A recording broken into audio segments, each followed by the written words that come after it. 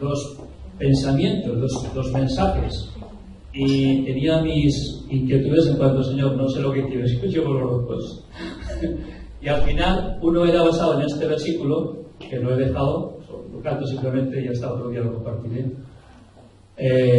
Pero, hermanos, me inclino por un texto, porque oyendo a vuestro pastor, cuando decía que vino el otro día, ayer, completamente con mucha hambre, con el estómago vacío, tenía hambre y quería comer, y yo traje esto al Señor, ¿no?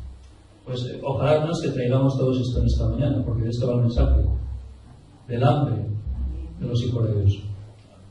Si tenemos hambre, podemos comer, y sobre todo nos va a aprovechar. Si no tenemos hambre y no traemos hambre, pues puede ser un mensaje más, como tantos que oímos a veces, y no nos aprovechan porque lo oímos y no nos alimenta porque no lo ponemos en práctica, no lo aplicamos de verdad, ¿vale? Entonces, espero que el Señor nos hable esta mañana y nos hable como me habló a mí en su momento para compartir esta palabra y plasmarla aquí en esta mesa. Vamos a abrir en el capítulo 11 de Marcos y vamos a leer esta porción de la Escritura que encontramos hasta el versículo. Estoy en esa etapa, hermanos, en la que la gafa no me sirve para nada, más que para ver muy lejos, cuando lo busco, para la verdad no me sirve. Ya sabéis, ¿no? Los que tenéis mi edad, hay alguien aquí de 55 a 60 años, sí, es alguno que es problema de vista, es la hora que la gafa no sabemos si nos sirve, no es mejor. Bien, ahora os veo relativamente bien, yo veo mejor para compartir, leer la Escritura, pero los ojos ya, o si alguien hace una mueca así como un gesto de que le desagrada lo que estoy diciendo, así no lo veo, ¿vale? Necesito más bien. Alanzo, ¿no? Bien, vamos a hacer la lectura. No sé ni la hora que es ni hasta cuándo tengo tiempo. ¿A qué hora acabáis el culto? ¿Dónde está el reloj? Sí, una y cuarto van a dar, ¿no? Y 12 minutos llevo esto. ¿Hasta las 2 estáis? ¿Menos cuarto? Sí, Gerardo, tranquilo. Vamos a hacer esta segunda cosa, hermanos, hasta el versículo. Vamos a leer todo el capítulo 11, ¿vale? Porque hay 2 o 3 ideas y están centradas en toda la lectura. Dice así: cuando se acercaban a Jerusalén, capítulo 11 de Marcos, junto a Betfagé y a Betania, frente al monte de los Olivos, Jesús envió 2 de sus discípulos y les dijo: id a la aldea que está enfrente de vosotros, y luego que entréis en ella, hallaréis un pollino atado, en el cual ningún hombre ha montado, desatadlo y traedlo.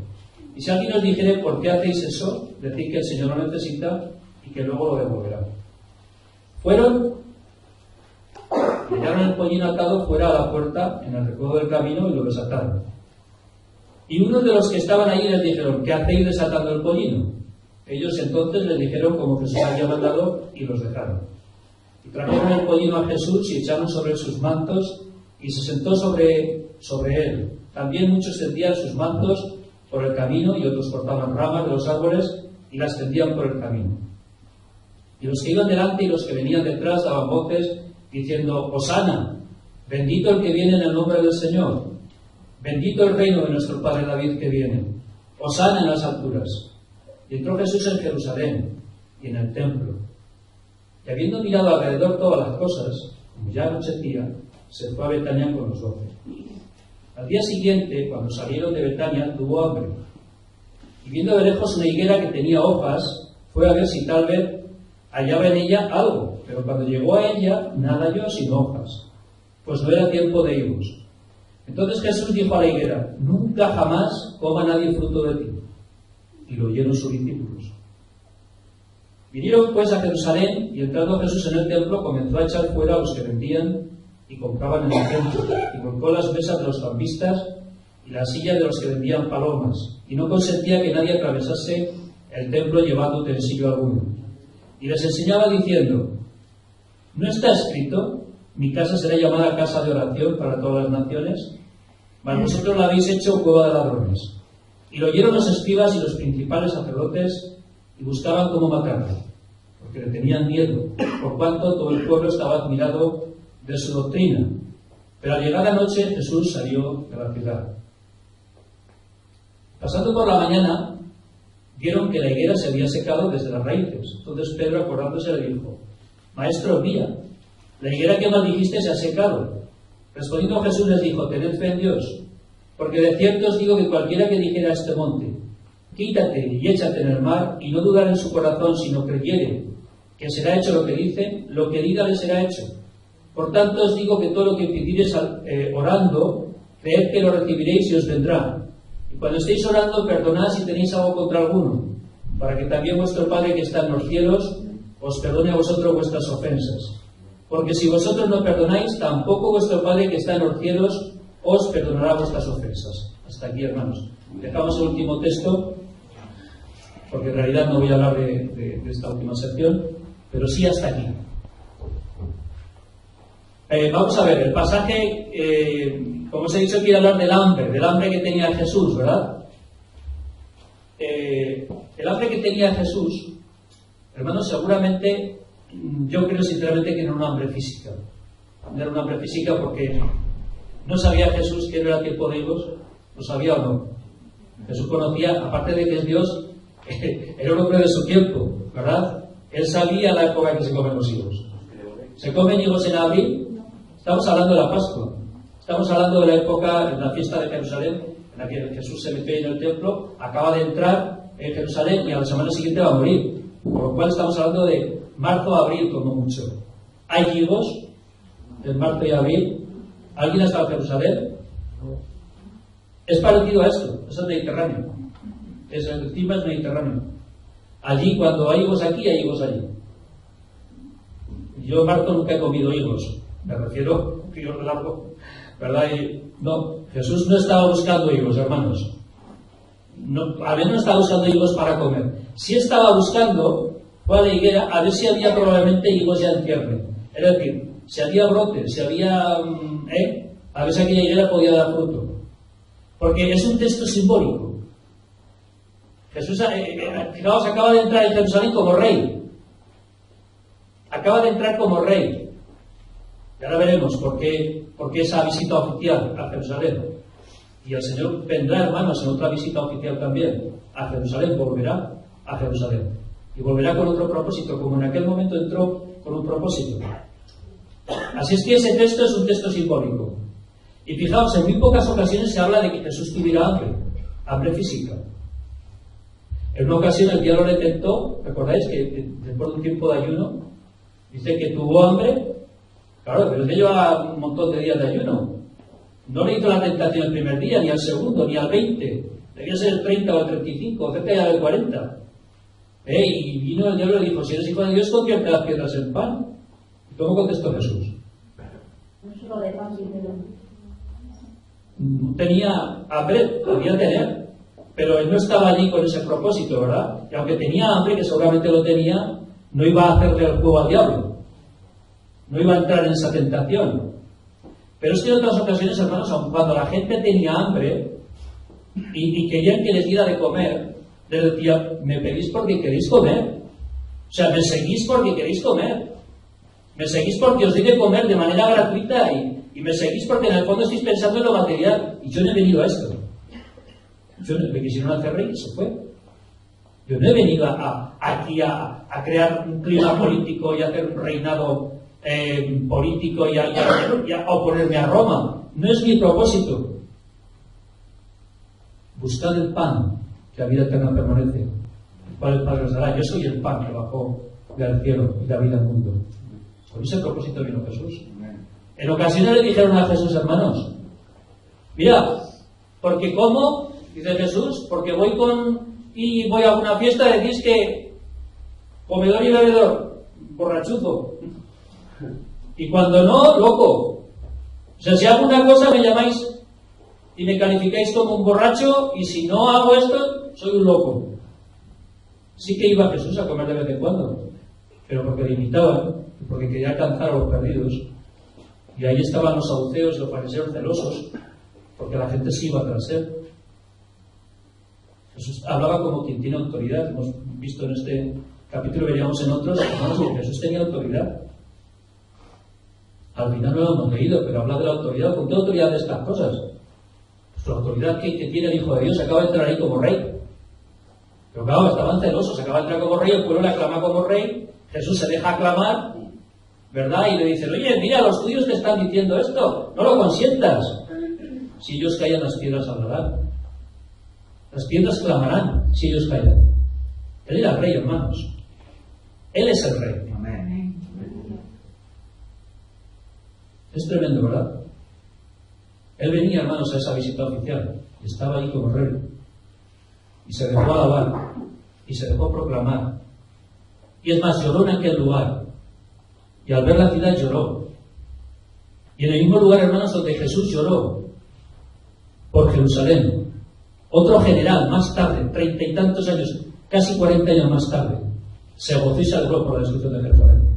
Estoy hablando de Tito. Y en ese lugar Jesús está diciendo aquí, durante esa semana, va a decirles a sus discípulos, ¿veis estas piedras?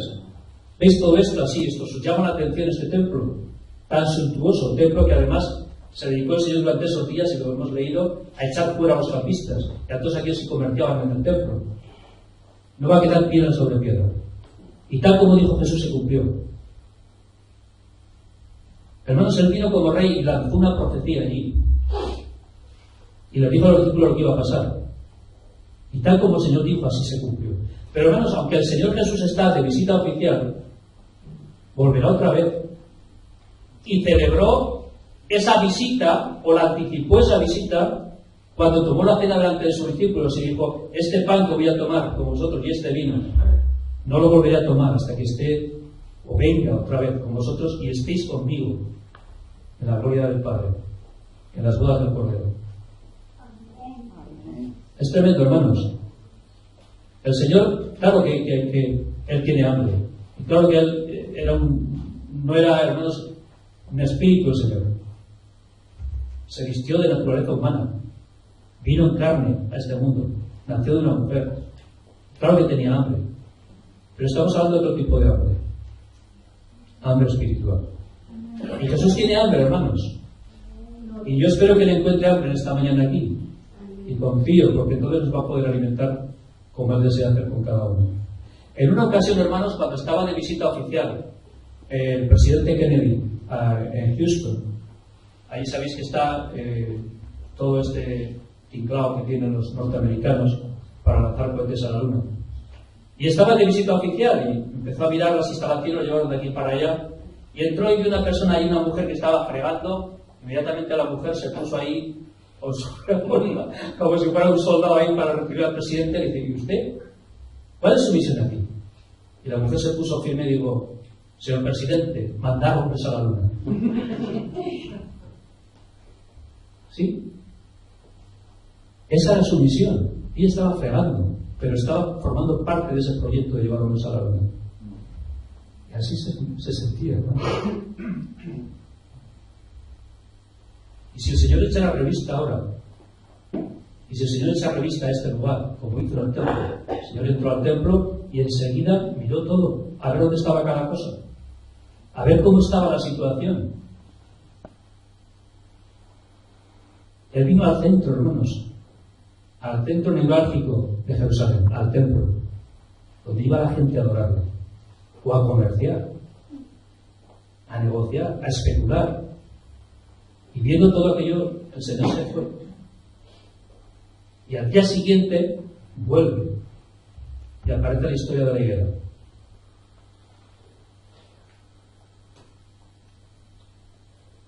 Fijaos, hermanos, qué importante es que nosotros tengamos claro cuál es nuestra misión. Si tenemos tan claro, por ejemplo, como esta mujer, si tuviéramos tan claro como esta mujer, que estamos aquí para llevar hombres al cielo, que estamos aquí para traer el reino de Dios a esta tierra, para llevar almas a los pies del Señor, para llevar hijos a la gloria. Para esto vino Cristo, para levantar un pueblo, levantar una iglesia, levantarte a ti y a mí, traernos, ¿verdad? Y presentarnos un día delante del Padre como su pueblo escogido, como su esposa, y presentarnos sin mancha ni arruga. Para esto vino el Señor. Y para esto tiene a la iglesia, para esto te tiene a ti y a mí. Hermanos, Jesús en una ocasión estaba tan embebido, hablando a una mujer ahí en el pozo de Samaria, que se olvidó hasta de que los había enviado a buscar algo de comer. Estaba tan absorto hablándole a esta mujer, y esta mujer estaba tan sorprendida de lo que el Señor le dijo, que hasta se olvidó del cántaro, se olvidó del agua y salió corriendo en buscar de los suyos para proclamar lo que el Señor había hecho en ella. La mujer se sentía ya limpia, se sentía sana, se sentía liberada, se sentía transformada, se sentía una hija de Dios. A pesar de la discusión que tuvo con Jesús, de que mira que si aquí, que si allá, donde hay que adorar, pero la mujer, hermanos, se había encontrado con aquel que decían los samaritanos, que los samaritanos decía, digamos, vamos a decir, la ley que ellos tenían, la parte de la escritura que ellos tenían, porque ellos no eran judíos, pero sí que tenían un conocimiento. Recordad, hermanos, que los samaritanos eran descendientes de los antiguos israelitas, se habían mezclado con parte del imperio asirio, que mandaban gente de aquí para allá, los mezclaban, y los samaritanos eran de segunda clase, eran creyentes de segunda clase, mezcla de judíos con otros, gente de otras tribus, de otras etnias, de otras culturas, los habían mezclado, y para ellos los judíos no los consideraban como pueblo de Abraham, no los tenían como pueblo de Abraham, pero ellos tenían un culto a Gerizim, pero tenían mucho de Abraham, tenían mucho de las tradiciones antiguas, mucho de las creencias de Israel. Ellos también esperaban al Mesías. La mujer le dijo a Jesús, mira, pero ¿dónde hay que adorar? Porque claro, nosotros decimos que el Gerizim y tal, sabemos que el Mesías va a venir, pero ¿dónde hay que adorar? Cuando el Señor le dio ese toque, hermano, se fue a buscar a los suyos. Y cuando los discípulos vinieron a Jesús y lo ven hablando con esa mujer, y le preguntan, pero Señor, no quieres comer, no tienes hambre. Mi comida es, recordé lo que dijo Jesús, mi comida es que haga la voluntad de mi Padre. Esa es mi voluntad, ese es mi hambre, ese es mi deseo, ese es el anhelo que hay en mi corazón. Para eso estoy aquí, hermanos, y para eso tiene que estar también la iglesia. Para eso está el pueblo de Dios. Amén. Hoy es el domingo, y hay que ser una iglesia para comer, para alimentarse del Señor. Porque hay una labor que hacer durante la semana. Hoy también, hoy es día del Señor, es tiempo de adorarle, es tiempo de regocijarnos como congregación, pasarlo bien, alabando al Señor, cantando o comiendo, día familiar. Alguien ha dicho que el Señor quería, el domingo es el día del Señor, pero el Señor quería, ¿no? Para muchos es el día de más jaleo, para las mujeres que tienen que preparar la comida y todo, para los pastores que a veces es el día donde tienes que hablar con unos y con otros. No es un día de descanso, es un día de trabajo, más que de descanso, ¿verdad? Pero es un día, hermanos, en el que podemos relacionarnos unos con otros, podemos compartir la vida del Señor, podemos compartir las cosas celestiales, podemos tomar vitaminas, podemos llenar las pilas, o como queráis llamarlo. ¿Pero para qué? Para luego hacer la obra del Señor, para tener claro a qué nos llama el Señor. ¿Amén? Amén. Luego tenemos claro, hermanos, que el Señor vino a esto, principalmente. Él tiene hambre de hombres y mujeres que le sigan, de hombres y mujeres que quieran llevar su voluntad. Como el Padre me envió, dice Jesús, así yo os envío. Igual. Como el Padre me envió, así yo. Sopló sobre ellos y dijo, paz a vosotros. Y ahí es un anticipo en Juan, ¿verdad? De la importancia de llevar el Evangelio y de llenar con el Espíritu de Dios pues en los corazones de tanta gente que van a llegar a ser pueblo del Señor. Ese es nuestro propósito, hermanos. Levantar un pueblo, edificar un pueblo, llamar a salvación a un pueblo que Dios tiene en esta ciudad y en toda la geografía española y en Europa, en todo el mundo. Aquí hay personas, estoy convencido, de muchos países, porque veo vuestras caras, y yo vengo con Edison, que es de Colombia, pero seguro que aquí estaréis colombianos, ecuatorianos, en fin, de otros países también, ¿verdad? Españoles, evidentemente estamos. Navarros, sobre todo, ¿verdad? Hermanos, aquí Jesús, fijaos, hermanos, qué importante es que tengamos en cuenta esto. El Señor quiere encontrar en su pueblo, quiere encontrar en ti alimento, quiere alimentarse, Él se quiere nutrir de lo que tú le puedes traer. Él quiere españoles, pero quiere gente de otras naciones. Y Él viene porque tiene hambre. Y Él viene a su templo, y Él viene a su iglesia, y nos revisa de vez en cuando y nos examina y sabe dónde estamos cada uno. Y en un momento determinado, hermanos, puede decir lo que dijo aquí Jesús, ¿verdad? Cuando vio que esa higuera no tenía comida, la maldijo. En otro pasaje paralelo, Jesús dice, hay una parábola que Jesús está mencionando, que un señor le dijo a su siervo: mira, esta higuera está aquí, se está alimentando de la tierra, pero no da fruto, córtala. Y dice: pero Señor, deja un poco de tiempo, vamos a abonarla, vamos a tratarla un poco, y luego ya, si no da fruto, pues la cortamos. Y Jesús está hablando ahí de la conversión en ese otro pasaje. Está hablando del arrepentimiento. Está hablando de que Dios quiere, hermanos, llamar al hombre a una vida nueva. Y los llama a salvación. Y cuando llama al hombre a salvación y a vida nueva, espera fruto de ese hombre nuevo, de esa criatura que ha nacido de nuevo, espera el fruto del reino de Dios. Y eso es lo que Dios quiere de nosotros. Y eso es lo que Dios había hecho en Israel, su viña, su higuera. Hermanos, los dos símbolos de Israel es la higuera y la vid. Y en este caso, como higuera, el Señor viene a su higuera a ver si tiene fruto y no encuentra nada de fruto. Y tal como dijo el Señor, ocurrió, hermanos, Israel desapareció. Desapareció de la faz de la tierra durante un tiempo, hasta el tiempo de los gentiles. Israel prácticamente, el Señor tiene que levantar un pueblo nuevo, el pueblo gentil, que lo ha insertado ahí en la higuera, ¿verdad? Y lo ha hecho un pueblo que no era, lo ha hecho pueblo. Pero, hermanos, el mismo pueblo cristiano nace del pueblo judío, de una minoría, de un grupito muy pequeño del pueblo judío, pero el resto, para el año 70, después de la destrucción de Jerusalén, los judíos prácticamente se dispersaron por la tierra. No quedó nada allí. En el año 135, cuando hubo otra revolución, porque algunos habían quedado, otra vez ya, en la época del emperador Adriano, desapareció todo prácticamente. Siempre ha habido gente allí, pero muy poquitos. Muy poquitos. No es hasta el siglo XX que Israel vuelve a ser nación. Y han estado en muchas naciones de la tierra, entre ellas España. Y de todos sitios, como dice la profecía, hermanos, como dice el Deuteronomio, de todos sitios los han echado, los han perseguido, los han matado. En el siglo XX, ¿cuánta destrucción de judíos ha habido? Hasta hace poco. No sé el tiempo que tardará el Señor. Pero la señal es Israel. Israel hace un tiempo que se ha levantado como nación. Y el Señor nos dijo que aprendamos de la higuera, de las hojas de la higuera, aprender ya cuando llega el verano. Entonces, hermanos, en este pasaje que tenemos aquí, ¿qué es lo que está haciendo Jesús? Siguiendo la línea, siguiendo la tradición profética de los profetas, por ejemplo, como Ezequiel o como Jeremías o como Isaías, que hacían cosas raras, ¿verdad? Os cogían un cuerno, así dice el Señor.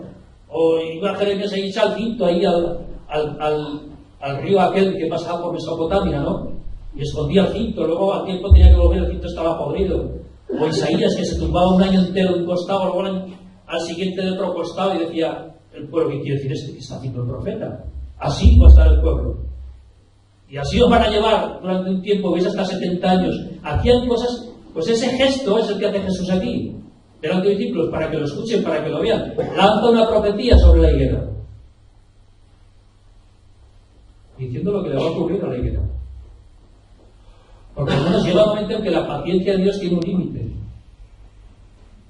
Y en ese límite Dios tiene que entrar y meter la vara, o meter el hacha, meter la disciplina. ¿Recordáis cuando Jesús dice que cuando habla de la vid, dice que el podador llega, ¿verdad? El Padre, el Espíritu Santo es el que hace el trabajo de podarnos, limpiarnos, porque ¿qué quiere el Señor?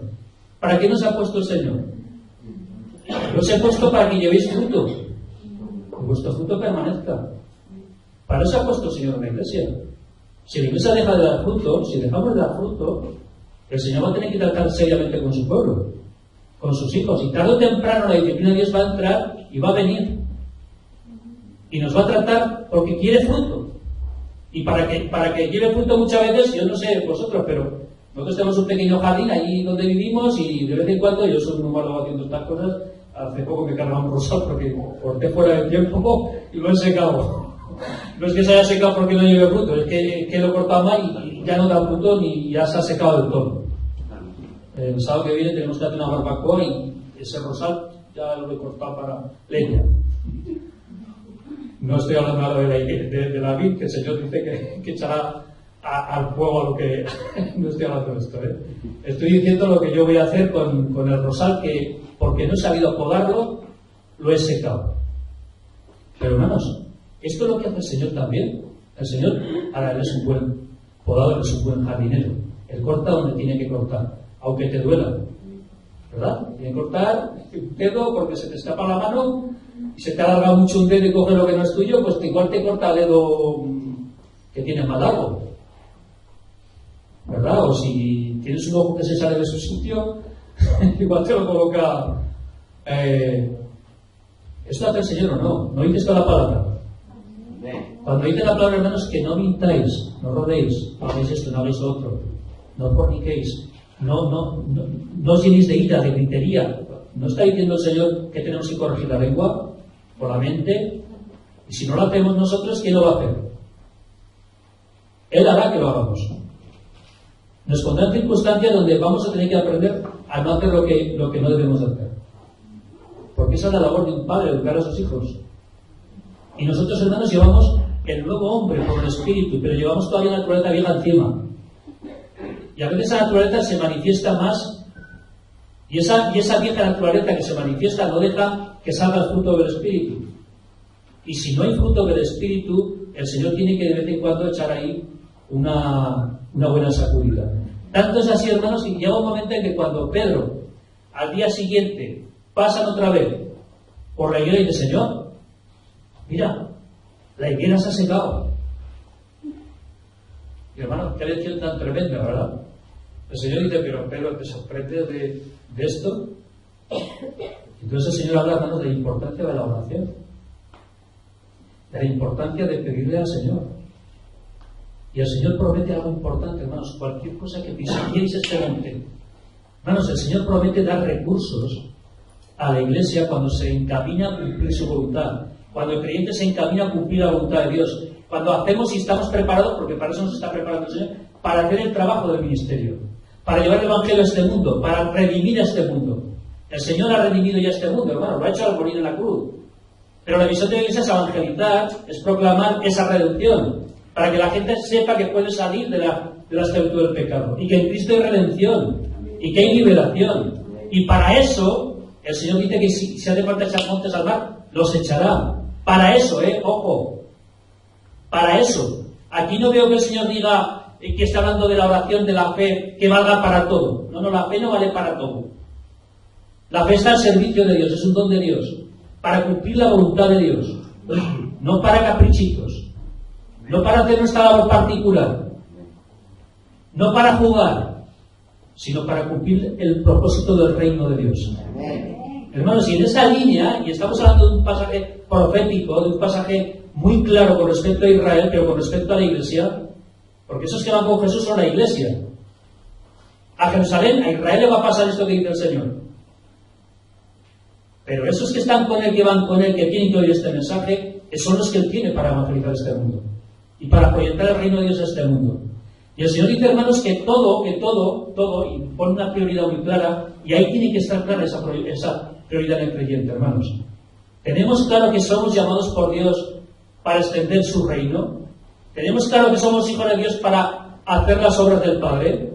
Entendemos que como Dios envió a su Hijo Jesús, así Jesús envía a la Iglesia con el mismo propósito, con la misma prioridad de llevar las cosas de Dios adelante. Es el mismo objetivo. Como el Padre me envió, yo os envío. Todo lo que pidéis al Padre en mi nombre, si no dudáis, lo hará. Ahora, hermanos, se lo dice claramente: ¿por qué estáis preocupados por el pan? ¿Por qué estáis preocupados por el vestido? ¿Por qué estáis preocupados por las cosas de esta vida? ¿No somos hijos de Dios? El Señor va a proveer. Eso lo ha dicho el Señor. El Señor sabe que tenemos necesidad. Pero dice una cosa muy importante Jesús: pero buscad ¿qué? Antes que ninguna otra cosa. El reino de Dios somos, y todo lo demás vendrá. Si lo hacemos al revés, no va a funcionar. Si buscamos las cosas antes que el reino, no esperemos que Dios conteste las oraciones, porque no las va a contestar. Porque la oración, hermanos, está en función del plan de Dios, de la voluntad de Dios, de la obediencia de su pueblo. Si tú no puedes dejar una pistola en un crío que no tiene sentido de la responsabilidad, ni puedes dejar herramientas o instrumentos en manos de alguien que no sabe manejar lo que lleva entre las manos. Y no sabe ni lo que está haciendo. ¿Verdad que no? Hay cosas que son para los adultos y hay cosas que son para niños. El Señor, hermanos, nos está, el mensaje que está dando a la Iglesia, se lo está dando a la Iglesia, para que haga la labor del Padre, la labor del Hijo, la labor del Espíritu Santo. Hermanos, hay un propósito claro en la Trinidad. El Padre, el Hijo y el Espíritu Santo trabajan unidos para llevar adelante su plan.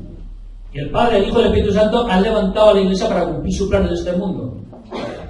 Y esa es la misión nuestra de la Iglesia. Y para eso el Señor ha dicho que va a estar con nosotros y que va a responder a la fe de su pueblo, a la oración de su pueblo, para llevar adelante su voluntad. Eso lo tenemos seguro. Ahora, si nos sacamos de contexto y creemos que el Señor lo que le pidamos lo va a hacer, no es así. ¿Entendéis lo que quiero decir, verdad, hermanos? ¿Dónde está Jesús? Está en medio de Jerusalén, la capital del reino. Se acaba de plantar ahí como rey, el pueblo le aclama como rey. El Señor lo primero que hace es quitar del medio a tanta idolatría como hay, tanta mercantilismo y tanto cacique como hay. Hermanos, Jerusalén era el centro político, religioso, económico. El templo daba de comer a toda una clase o una casta sacerdotal. Todos los saduceos comían de ahí.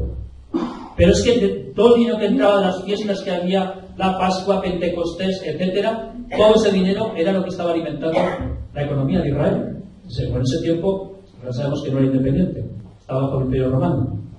Pero todo ese sistema religioso que había se mantenía del templo. Y el Señor veía que eso se había adulterado, eso era un negocio. Y lo barre, lo quita afuera, lo echa afuera. Simbólicamente, por lo menos, lo hace físicamente, pero simbólicamente está diciendo que eso no lo quiere para su pueblo. Bueno, el Señor está anticipando su muerte, casi la está precipitando. Él sabía que había venido esto. Sabía que le quedaba una semana. Y en esa semana se va a ocupar de poner las cosas en su sitio. Hermanos, si eso lo hizo Jesús, y eso lo hizo Jesús en medio de Jerusalén, para que lo vieran todos, ¿qué creemos? ¿Que la iglesia está puesta aquí de adorno? ¿Que es tiempo de que pensemos en nosotros mismos? ¿Recordáis el profeta Ageo, uno de los profetas de la restauración? Lo que dice el Señor: hacéis mucho, buscáis, subís, venís, marcháis, tal, y todo queda en saco roto. Coméis y no os alimentáis, os vestís, pero no os calentáis. ¿Y qué dice el Señor? Buscad, subid al monte, buscadme, subid al monte, buscad mi voluntad, y entonces os dará provecho. Entonces todo lo que haréis os traerá fruto. Haréis mi voluntad y os sentiréis satisfechos en mi voluntad. Hermanos, yo sé que esto es así. Cuando uno tiene hambre del Señor y se llena de la voluntad de Dios, hay una satisfacción tremenda. Cuando tú tienes clara tu prioridad y te encaminas a hacer lo que el Señor quiere para ti, hay una satisfacción. Ya no hay aburrimiento, ya no hay un sentimiento de frustración de que no sabes para qué estás aquí. Tienes claro, como esa mujer que estaba ahí con la fregona: señor presidente, para mandar hombres a la luna. Pero se nos olvida la misión. Se nos olvida que estamos para esto, que nos ha puesto para que llevemos fruto y para que ese fruto permanezca. Uno de los grandes errores, hermanos, aquí es donde yo veo el final de este pensamiento que quiero compartir con vosotros. Uno de los grandes problemas que tiene la Iglesia hoy día, en general, es que no tenemos sentido de cuerpo, no tenemos sentido de unidad. Los propios creyentes evangélicos estamos distanciados unos de otros. Las familias están divididas. Podemos estar aquí alabando al Señor y a lo mejor tenemos un problema con el hermano y no somos capaces de perdonar. No somos capaces de restaurar la relación. ¿Dónde vamos? ¿Qué mensaje tiene la Iglesia para el mundo, hermanos?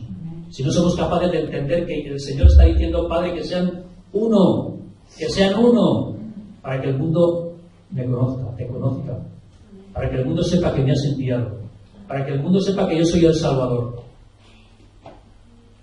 La Iglesia, hermanos, hoy está enfrentada, creyentes con creyentes, confesiones evangélicas con confesiones evangélicas. No hay sentido de unidad. La Iglesia ortodoxa, la Iglesia católica, la Iglesia evangélica, no somos capaces de unirnos para trabajar. Hermanos de aquí con hermanos de allá, hermanos dentro de la congregación peleados, familias donde uno no puede ver a otros.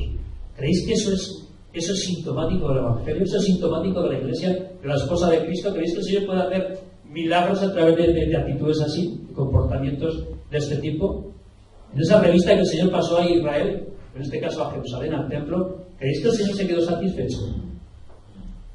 Muchos ahí iban detrás de Jesús, una multitud, unos venían de Hispania, otros venían de la zona norte de África, otros venían de la zona griega, habían venido a la fiesta a Jerusalén.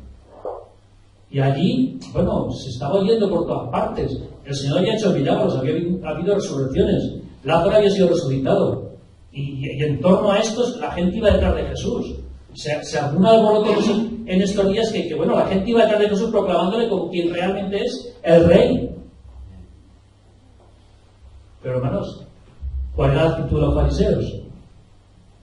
De celos, de envidia. ¿Esos eran los representantes del pueblo? ¿Esos eran las autoridades religiosas? Yo me pregunto, hermanos, ¿creéis que la Iglesia está mejor hoy que estaba en el tiempo de la primera visita de Jesús? Jerusalén. ¿Creéis que la Iglesia está hoy, estamos en tonos, estamos en armonía?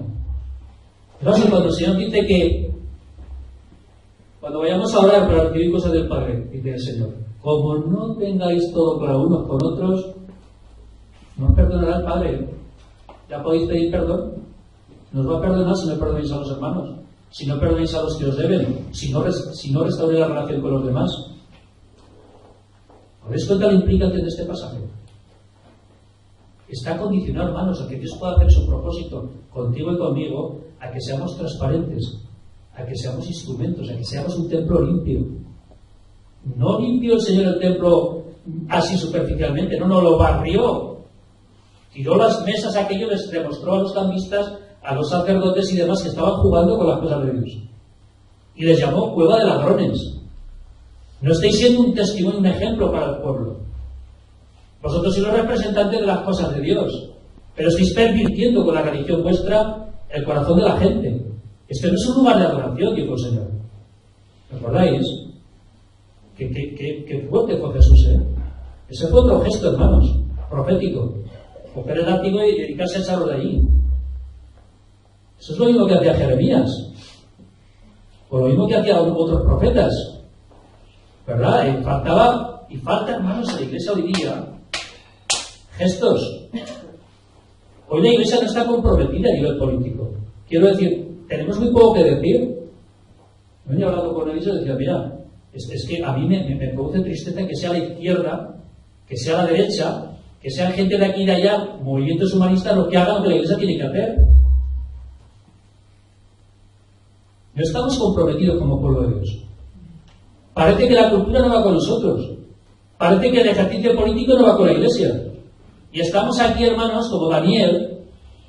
A Daniel podía no haber importado la política, pero estaba allí para servir a Dios.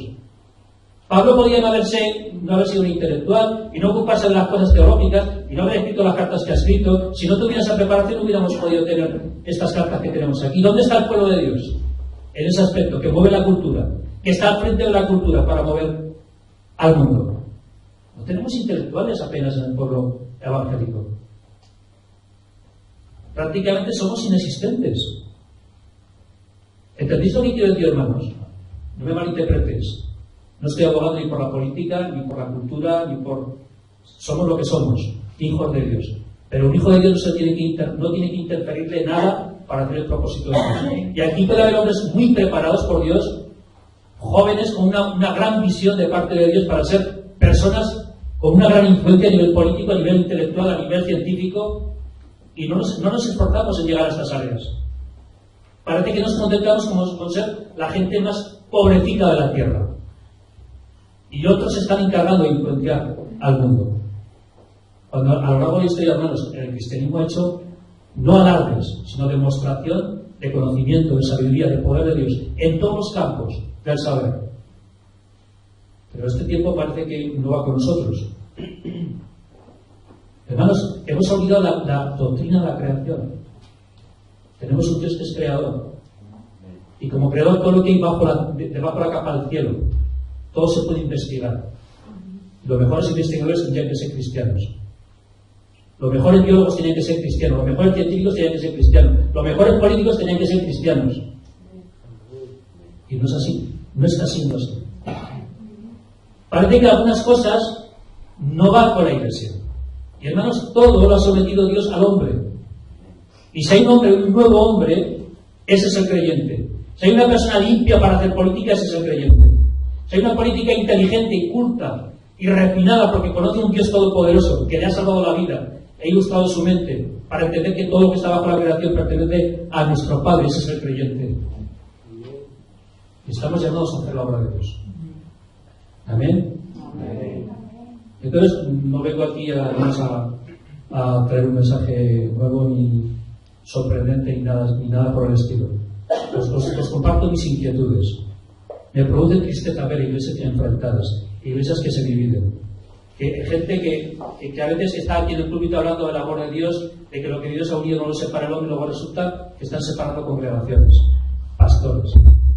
Yo digo, me río yo de ese ministerio, me río de esa forma de entender el Evangelio. O sea, eres capaz de unir a dos personas en matrimonio y te acabas de crear una iglesia y no te has dado cuenta que esa iglesia es una en el Señor.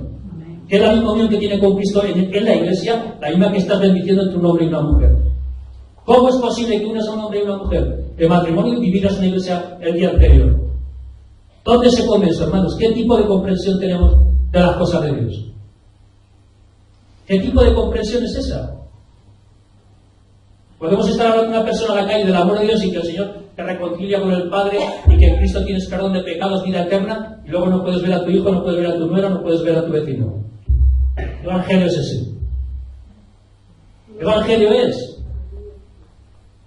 Mientras no haya coherencia, hermanos, y no seamos capaces de ver la obra de Dios en una dimensión más natural, más sencilla, más como el Señor nos explica los evangelios.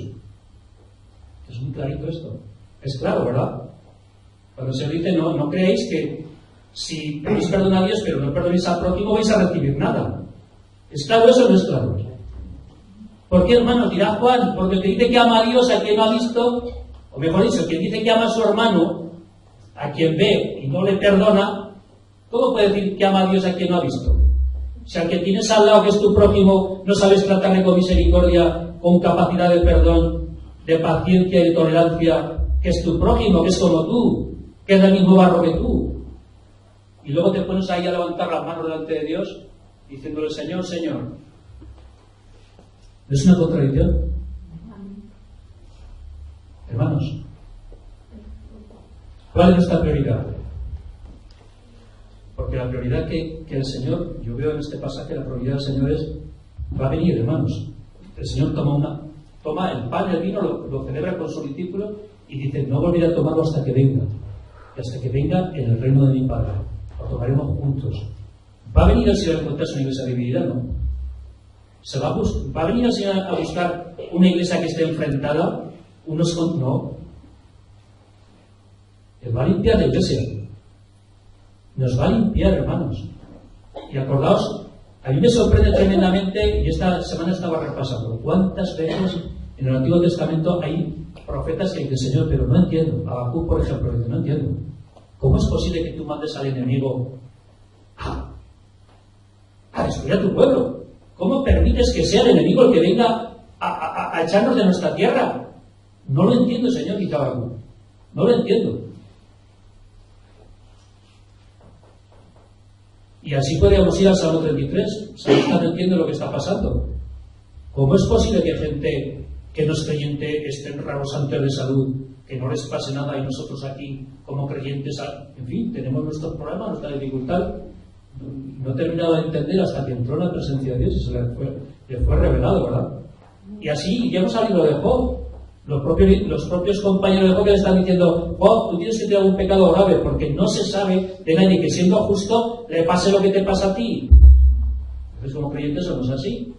Vamos a juzgar a los hermanos que están pasando por circunstancias adversas, pensando que un creyente no tiene por qué pasar circunstancias adversas. Si le pasan cosas malas es que ha hecho algo malo.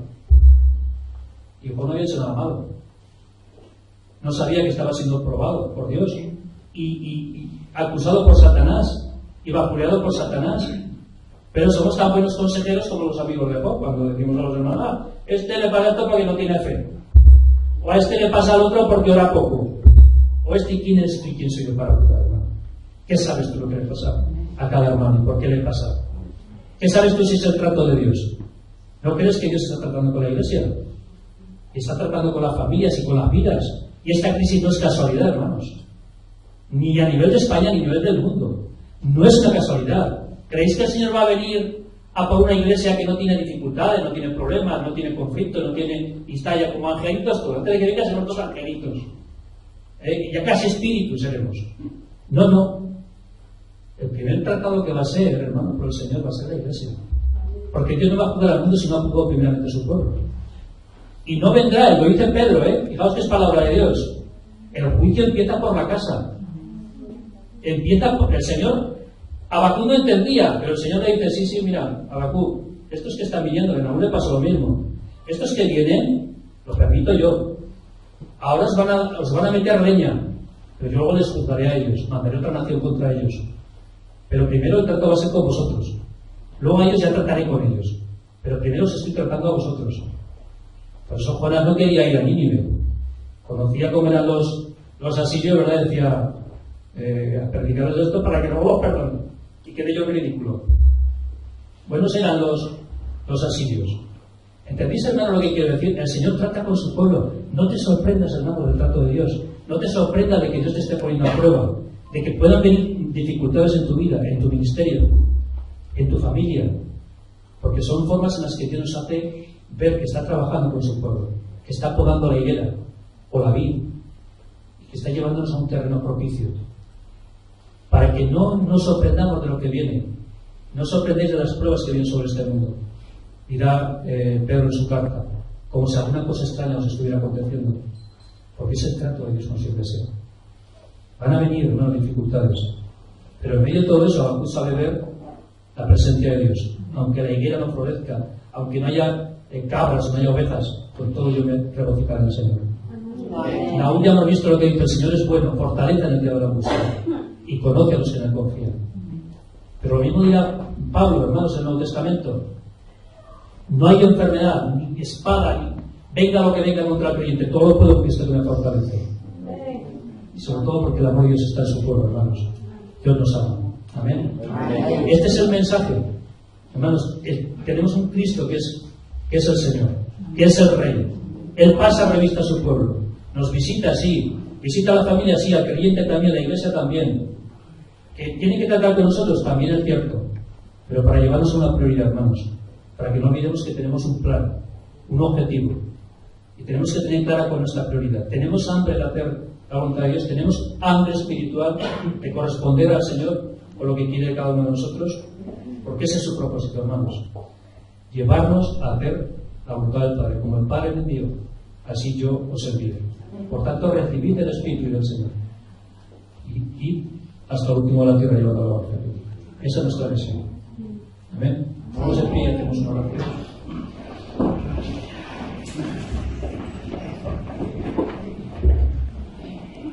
Padre, queremos darte muchas gracias en esta mañana. Señor, lo que digo a mis hermanos es algo que me digo a mí mismo, porque así me lo has puesto en el corazón y así me lo estás hablando en mi propia vida, Señor. Ayúdame a estar firme, Señor, con una comprensión clara de cuál es tu voluntad día a día, que no pierda tiempo en cosas que no edifican, que no perdamos el tiempo en cosas que no nos van y nos vienen, Señor, pero sí lo ocupemos en aquello que es hacer tu voluntad.